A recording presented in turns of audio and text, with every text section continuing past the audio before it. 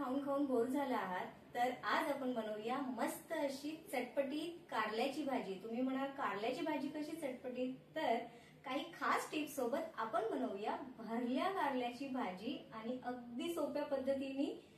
जे लोक नाक मुरगळतात ते लोक सुद्धा ही कारल्याची भाजी खातील, गॅरंटीच आहे। आणि व्हिडिओ स्किप न करता पूर्ण बघा, म्हणजेच व्हिडिओ कळेल।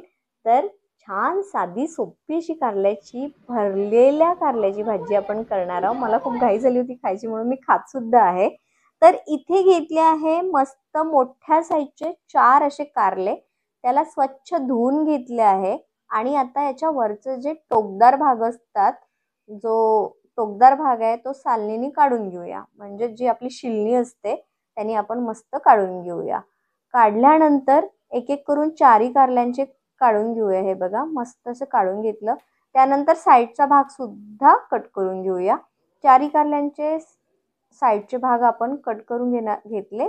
आता 2 भागांमध्ये याला कट करून घ्यायचं। एका कारल्याला एक कट द्यायचा म्हणजे 2 भाग होतील।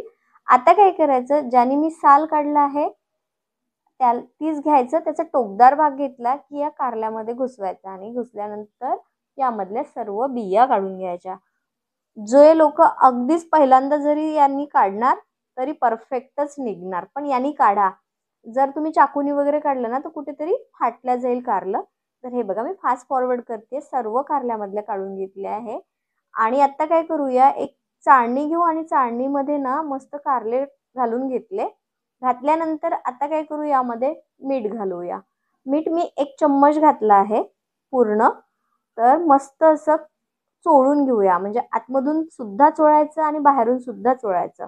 नेहमीच आपण कारल्याची कुठलीही भाजी करू तरी पण मीठ आपण चोळतोच त्याला, आणि चोळायलाच पाहिजे, कारण थोडं कळवटपणा कमी करते मीठ।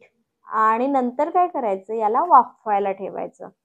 आता 14 ते 15 मिनिटं मीडियम टू लो आचेवर याला वाफवून घेऊया।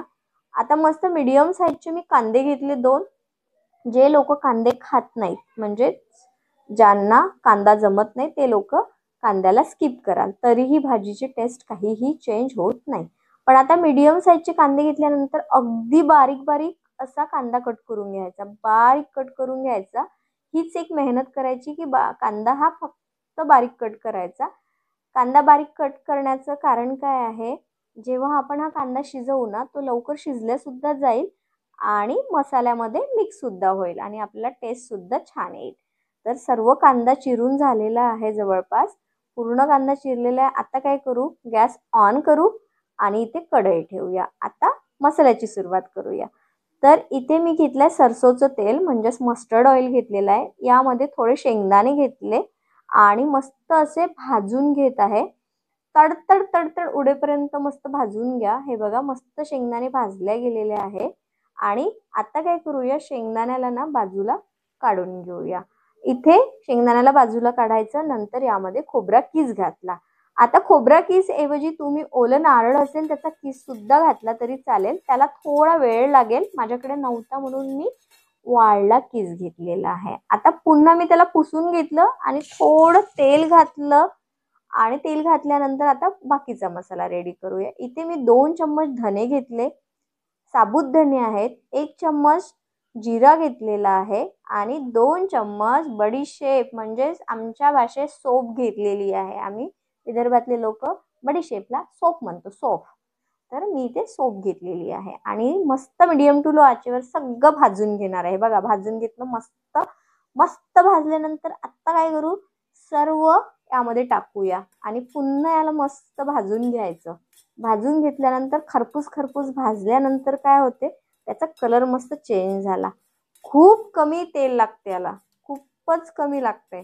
जे लोक डाएट करते ना ते लोक ते भाजी खायचीच खायची। आता मस्त भाजी वाफल्या गेलेली आहे, म्हणजे कारले वाफवले गेलेले आहे। याला बाजूला ठेवूया, तोपर्यंत मसाला सुद्धा थंड झाला असेल। तर आता मिक्सरच्या भांड्यामध्ये सगळं मसाल्याचं साहित्य घालूया। मिक्सरच्या भांड्यामध्ये सर्व साहित्य घालून आपलं झालेलं आहे। आता याच्यामध्ये खास जिन्नस आता टाकू, 1 चम्मच आमचूर पावडर, त्यानंतर धने पावडर, त्याचबरोबर थोडी हळद, त्यानंतर थोडं घालूया आपण इथे तिखट। माझ्याकडचं तिखट खूप तिखट आहे म्हणून मी थोडं घातलं, तुमच्याकडे तुमच्या आवडीनुसार घाला. त्यानंतर थोडं मीठ घातलं. मीठ फार कमी घालायचं कारण मीठ ऑलरेडी चोळलं गेलेलं आहे. मिक्सरमधून काढून घेऊया.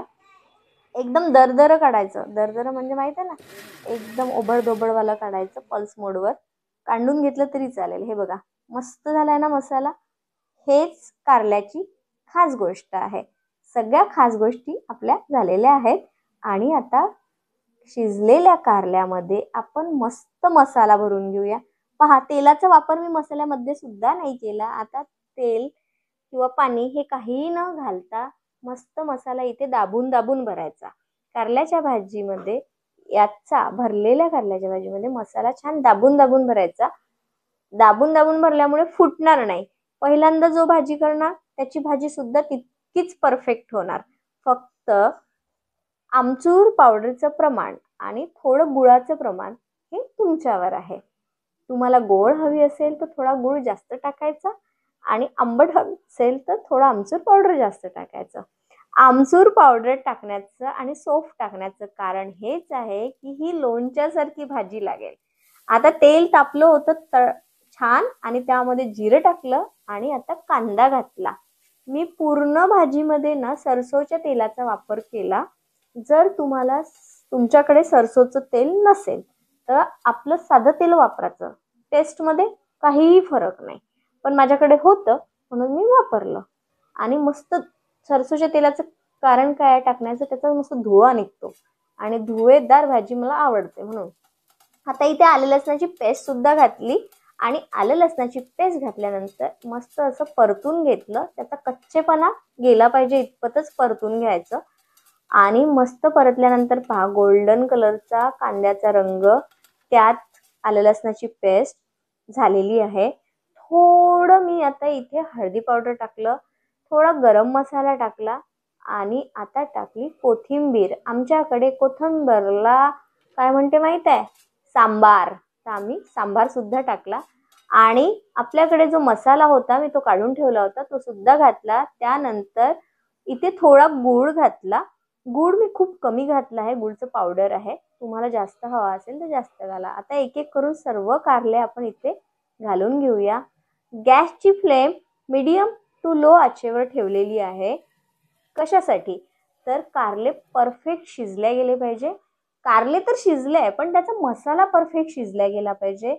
मसाला जळू नये म्हणून एकदम कमी आचेवरच मी या भाजीला 10 मिनिटं शिजून घेत आहे. आणि कारल्याला मध्येच मी पलटी सुद्धा करून घेतल्या, उलटे केले. तुम्ही बघा व्हिडिओमध्ये मी उलटे केले. याने काय होणार, मसाला आणि कारल्यामध्ये थोडी वाफ जाणार. तर मस्त अशी कारल्याची भाजी आपली रेडी झाली आहे. तर कशी वाटली कारल्याची भाजीची रेसिपी नक्की कमेंटमध्ये सांगा. आणि एक लाईक आणि खाली बटनेवर सबस्क्राईब जरूर करा. भेटूया अशाच नवीन रेसिपी सोबत.